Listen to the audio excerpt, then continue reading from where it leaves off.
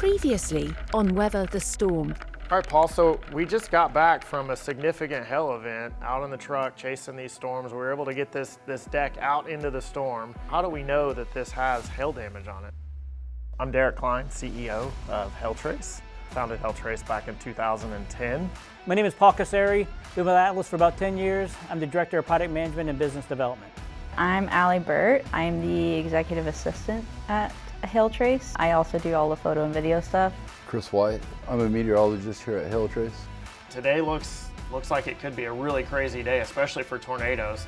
I'm seeing this back southeasterly flow with this dry line that's just anchored up on the triple point in northern Kansas. And the way this jet stream is ejecting out, you know, I feel like we have to get to Wichita, Kansas. However, there's a conditional threat that we could have some pretty bad storms in Oklahoma too. So it's going to be our job today to make sure that we keep the public safe with doing storm chasing for the television station here in Oklahoma. But if those storms don't form, we've got to get to Wichita because there's a real likelihood that we'll see a tornado in Wichita today. It's late April and we're anticipating a pretty big risk day, or at least a potential for a pretty big risk day. It's not one of those days where we're anticipating like this major tornado outbreak to happen, but we think there's a chance that we could have there could be a decent tornado that could occur. It was kind of a two-part day because we chase storms for our TV station here locally. Sabrina and Damon, if you guys want my stream, we're tracking a tornado near Newton. What that means is we have to be prepared to cover our local area. And that's a life safety for Oklahoma City, in that if there's tornadoes, we film those tornadoes and get it back to the public live so they can see where that tornado is. So on April 29th, when we're doing our forecast here in the morning, we're seeing, you know, we need to be in Wichita, Kansas. Like everything says, you need to be in Wichita, Kansas if you want to see a tornado today. We know that we can't go to Kansas because there's a threat in Oklahoma as well. The threat in Oklahoma though was conditional, and what a conditional threat means is we had really strong instability and we had really strong wind shear, all the conditions that you need to make a tornado, but we had a lid on the atmosphere. And so unless the storms were able to unless the clouds were able to work their way through that lid, we would get zero storms. You know, one of the most fascinating parts of being a storm chaser is really understanding the complexity of what it takes to make a tornado. And when you're out storm chasing, you get to watch these things, and some of them you can't visually see, but you get to watch these things take place and unfold right in front of you. It's an extremely complex set of events that occur, and there's several of them that we don't even know about. There's several parts to making tornadoes that are still unknown. And that's the reason why we can't look at a storm and say, yeah, this one's gonna make a tornado and this other one is not. Because there's so many things occurring inside of these storms that we just don't understand yet. But generally, to have the ability to understand conditions are favorable for tornadoes, that science is, we can do a pretty good job with that now. And so what it takes to be able to produce tornadoes, we look for a few different things for that to happen. So at least some key things need to happen to be able to make a tornado. So one of the first things that's super important is the ability to have lift. We have to be able to have air lifting, and that can occur in a couple of different ways. One of the ways is we can have what's called orographic lift. Orographic lift comes off of a hill or a mountain. In the plains, we see that happen more typically in the panhandles of Oklahoma and Texas, off of what we call the cap rock. The elevation goes from a few thousand feet to 3,000 or 4,000 feet out there, and so that air flowing up that creates lift, and so it moves the air up. So that's one way we can get lift. Another way is we can get lift is through a front. So a cold front or a dry line or a warm front, the way that they plow through, they create lift in the atmosphere so they can push the air up. The last thing that we'll see is we'll get a storm system that will come out. And the way that storm system will come out, it will kind of squash the air together. The flow will cause lift on its own, and it'll also create cool air aloft, which creates an instability axis in the atmosphere. So we have warm air down here, cold air up here. That doesn't work. So this warm air wants to lift through that warm air. And a lot of times it can take all three of those lift conditions to create the lift that we need to create a thunderstorm. So Sometimes it takes two. Sometimes you can get it with just one of them. Once we have the lift, we have the ability to create a thunderstorm. Now we have to have the ability to create enough shear inside of that thunderstorm to make spin, right? And that happens, it starts out it really starts out at the surface at different layers, but what we want to do is we want to see the wind change direction as we go up in the atmosphere. So if at the ground where you're standing we have a southeast wind, we want to see that wind turn to southwest several hundred or several thousand feet up in the atmosphere. Okay, so as we go up, we want to see that wind pivot and turn up. The other thing that we want to see is, in addition to that direction, is we want to see that wind speed increase as well. So we want to see it go from 30 knots at the surface to 50, and then all the way up to the jet stream level, where sometimes we'll see 100 knots or even stronger than that at times. And so that's called our directional shear and our speed shear. So we want to see both of those things kick into place.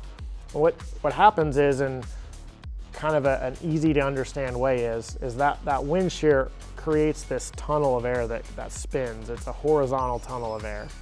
And then as that thunderstorm forms, we've talked about how you have the inflow spot of the storm and you have the exhale spot of the storm. Well, that inflow spot is where that air lifts up. So it goes underneath that tunnel of air that's been created, that's spinning, right? It goes in and it pulls up on it. And it pulls it up into the storm. And as it pulls it up into that storm, it tightens that tube of spinning air, which creates it to spin faster. And then a few other things happen around that storm with inflow and the way the air moves around that storm to where it cinches it up, which makes it spin faster and faster and faster until it spins fast enough that it creates a tornado. Now there's a lot of other things that will occur inside of that cloud, but simply put, it's that wind shear and that instability or that lift. When we put all those pieces together and they fit right, we create tornadoes. And so we posted up near Lamont, Oklahoma on this day, and we sat around and we waited and we threw some rocks and we found some fences to throw some rocks at. It's a lot of rock throwing and storm chasing. People don't realize that. It's a lot of rock throwing. Yeah, you get pretty good at like finding a 1 or 2 inch fence pole and standing across the street and throwing a rock and hitting that fence pole. That's what we do a lot of, and we did that for a good, I don't know, 3 hours probably. Yeah, at least. We were at target location. I remember sitting on the back of the tailgate of the truck. Hat got blown off under it, and a semi rolled over it. Remember that? Oh yeah, My your hat got blown off right into the highway, and right as the semi was coming by, ran it over like a rabbit. Couldn't have planned the timing out better on that. Anyway, so we knew the threat was conditional. The clouds got kind of tall. I think there might have even been a sprinkle, but they just never could produce a storm. And so as we get to about 7:30, 7:45, the sun starts to go down, the temperature starts to cool off a little bit, and those clouds that we were wondering if they would form a storm, they begin to shrink. And so we get a message from the news station, hey guys, next threat is 10:30 p.m. when this squall line is going to come into the state. We need you at I-35 in northern Oklahoma at 10:30 p.m. when the squall line goes in. And I think Chris and I, we both instantly look at each other and we go, we got time to get to Wichita. Yes, that was the first, because we were kind of moping the whole day, having to be stuck up there in Lamont. At first we were happy, because we thought we was going to get stuck in the southern part of the state and have no chance to make it to Kansas at all. And then they said, we want y'all to go to Lamont. And I was like, oh man, that's really a good choice. It's just a hop over the border there to get to Wichita. Yeah, and so we'd been actively watching the radar, and Wichita hadn't had any storms yet either. They just started, there was a couple of blips on radar. We're probably an hour drive from Wichita at this point, and so we jump in the truck and we immediately, V-line for Wichita, Kansas. And there were 3 small cells that were going up. We decide that we're just going to kind of work up the line on them and kind of, so we pull up on the southern one, and I remember it looked impressive as far as structure. It wasn't strong yet. It was just kind of a moderate rain shower with a little bit of lightning. But you could see the tower. It kind of had this twist look to it. And anytime you see that, you know that it's strong sheared, it's spinning. The mesocyclone in the storm is really, really strong. But there's a severe storm, and it's actually dropping some decent hail, and we are HailTrace. That's what we ended up trying to go after too, because once we got to Wichita, we were all kind of like, man, well, this storm's kind of looks like, but I don't know if we get a tornado. So we immediately get to the side where the hail is supposed to be, and it turns out it's an LP storm, a low precipitation supercell, and doesn't have any hail in it at all. And we're just like, well, crap, we're not going to see a tornado or hail today. Yeah, and we pull off the highway. I think we decided we were gonna just kind of look at radar. We're gonna kind of set and just see if anything's gonna happen. And I think it did start hailing a little bit. It was like some nickel-sized hail or something, some raindrops. And we get out to go pick up some of the hailstones, and we look up above our head, and there's literally this funnel cloud it's a horizontal, spinning the wrong direction. It's interesting to look at radar. You can see why that happened, but so it's stretched across above our head. It's really, really long, like it's probably a couple miles long, maybe. I don't know. It was a really long funnel. It just kind of looked like a snake in the sky, and you could see it just spinning sideways. And I mean, we probably watched that thing for 3 or 4 or 5 minutes, just kind of like, and directly over our head. No threat of a tornado, but just directly over our head, and we're just kind of watching it and just. Yeah, it's like sticking out of like the storm itself. It was mesmerizing. Yeah. It wasn't, it kind of came out of the storm, and it wasn't attached like, to the base like a tornado would be or anything like that. It was just kind of got ejected out of the storm, was spinning around in the sky. Yeah, we stood outside, I think, to kind of like look at the hail, and I went ahead and set up all the GoPros, quite frankly by chance, because I don't think we were expecting the monster we were about to see, and I was just like, I'll just go ahead and get the GoPros running. And it was a few minutes later that thing dropped and we were gone. But like the thing above us was just, I've never seen anything like it. So it was just mesmerizing, literally above our heads. And I was like, are we okay? I don't really know what this is. Like, is this gonna like suck me up, or like, are we okay here? And they're like, yeah, it's fine. I'm like, okay, I guess we're fine then. So we're outside watching this funnel. There are no tornado warnings. It might have been a severe thunderstorm warning, maybe. I don't remember exactly. And I look down and I see a funnel, not the one that we're looking at, on the storm that we passed that we said was really pretty. I look down and there is a funnel halfway to the ground with no tornado warning in place. And I mean, it just has the classic, I'm gonna make a tornado look. You can't really tell if it's gonna be super strong or not. But I think the bigger concern was there was no tornado warning in effect. Nobody was at fault for not having a tornado warning. If you were in a room, there was no way to know that this storm was capable of producing a tornado, because the way that radar works, it analyzes the direction and the speed that the water drops move. And it wasn't raining under this storm where the tornado was. So there was nothing for the radar to analyze the wind direction or speed on. And so it could not see any shear underneath that storm. And so because we're on TV, we immediately relay in, hey, even though this isn't our coverage area, we still take this stuff seriously.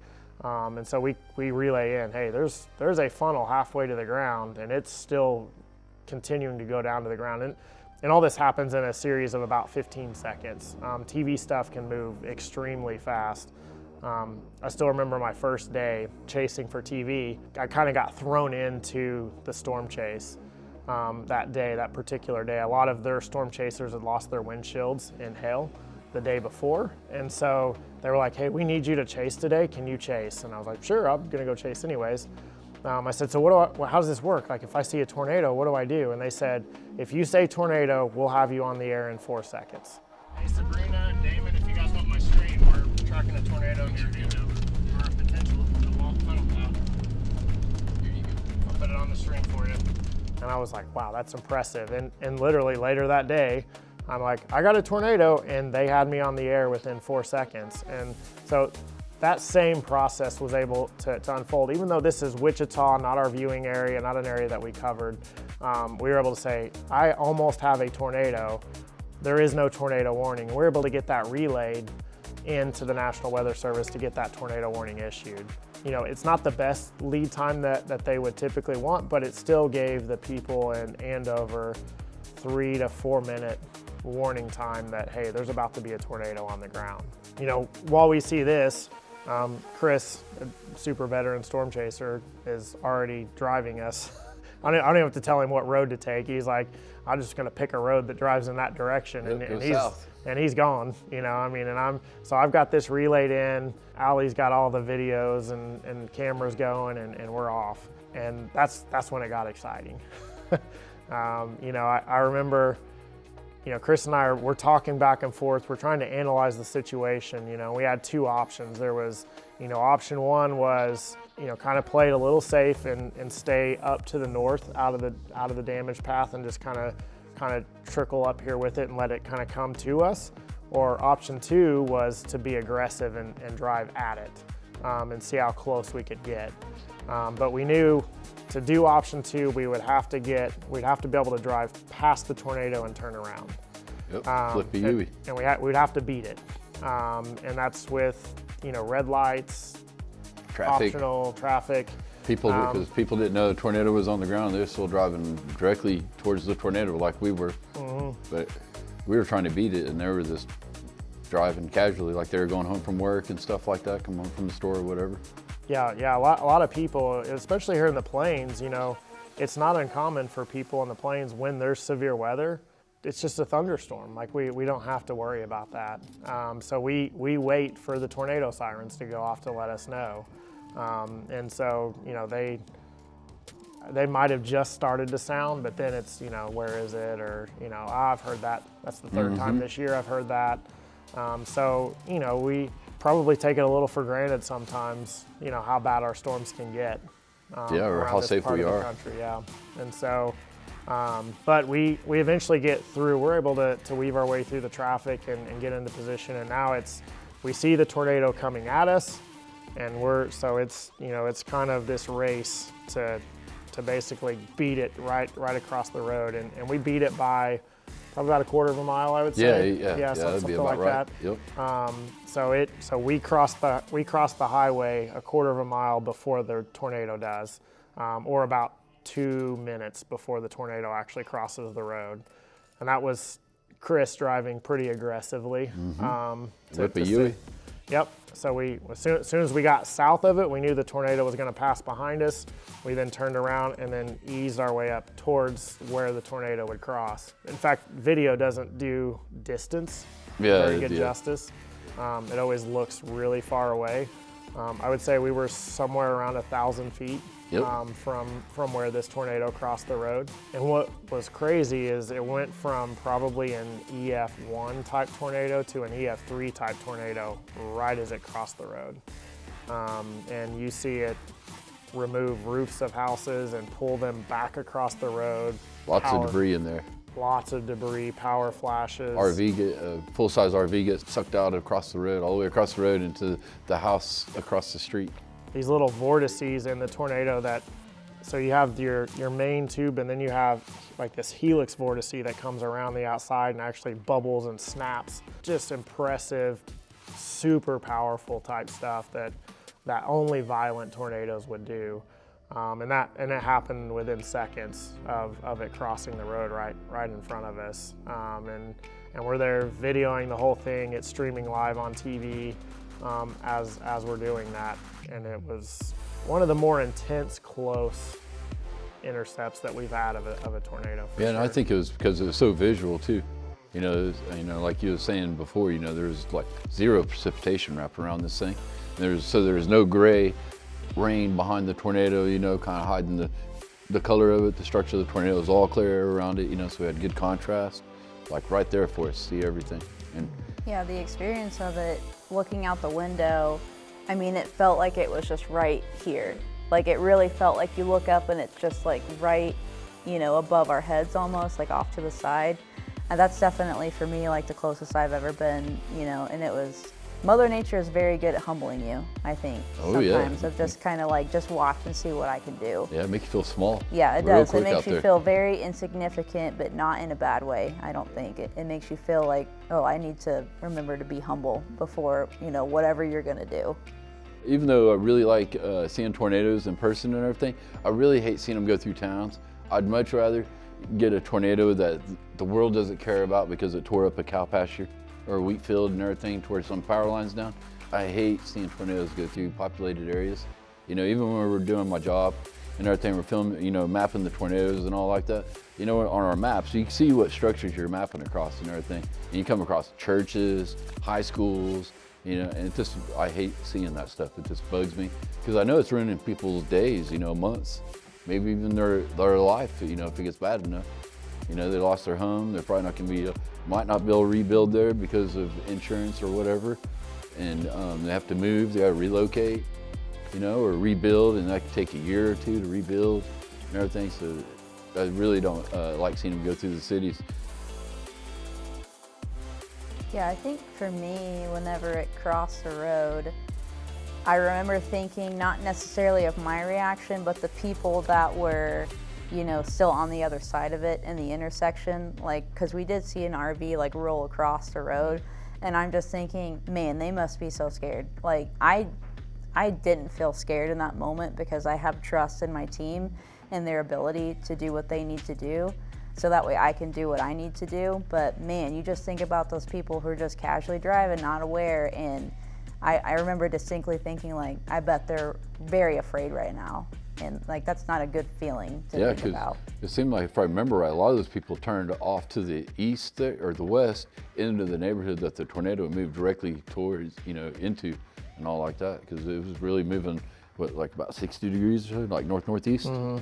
Yeah. And everything, those people were all turning off to the west, going home, you know, right in their house was right there in the path. So their neighborhood definitely got, you know, if they didn't get hit directly, they got affected, the neighborhood got affected. So what's interesting about tornadoes is how fast the wind speed increases from really light winds to just kind of windy to, oh my gosh, we're done, right? And it happens really close to the tornado. So you can be, you know, like we were to this tornado that's producing winds 140, 150 miles an hour. We're only 1,000 feet from it, and the wind is blowing 20 miles an hour where we're at. And as you get closer to it, we probably could have got another 500 feet closer to it, and they might have reached 40 miles an hour. Once you get to the tornado itself, so we're talking, you know, 100 feet from the tornado, all of a sudden the wind goes from 40 to 150, and that happens instantly. It's extremely intense, but it's only right inside of that cone of that tornado. Some bigger tornadoes, when you get your mile and a half wide, massive tornadoes, sometimes they get a little bit windier, a little further from that. So it's not uncommon to see some 100-mile-per-hour winds, 110, 120, maybe even 130-mile-per-hour winds in some of the air flowing, some of the jets that flow around the outside of that tornado. But especially those real compact, I like to call them grinder tornadoes. It's literally right inside of the cone, and that's the only spot that you'll experience intense wind. Now, you do have to watch for debris. It can launch some debris out of it, so you don't want to get too close, but 1,000 feet is usually pretty good. What was your reaction to this particular tornado? Oh, God. Wow. That was my first, that's usually how my I think thoughts that's, go when I'm I'm on pretty sure that's tornadoes. what you said too, Yeah, right as it crosses the road here. uh-huh. I think there's a whole bunch of wow. Wow, I think you just man. said that over and Yeah, over yeah, again. I will say, I'm like, whenever we're chasing, I'm not ever afraid of the actual tornado or the event. It's like traffic or potential other drivers who are trying to get away or maybe not making the best decisions or going under overpasses. So for me, it's like, you know, it's being more aware of like the people, you know, around that are trying to deal with it. Next time, our team discusses their unique role in local relief efforts, following a particularly damaging storm. We had over $45,000 in the GoFundMe, and we knew that we couldn't just show up with fistfuls of cash. We knew that, you know, people needed clothing, they needed food. Also, this was, you know, one of the toughest parts for me to wrap my head around. There were children, and this was, you know, a week or two before Christmas. All of their toys were gone. They weren't going to receive anything for Christmas. So, you know, we knew that we wanted to come with presents. We knew that we wanted to come with gifts.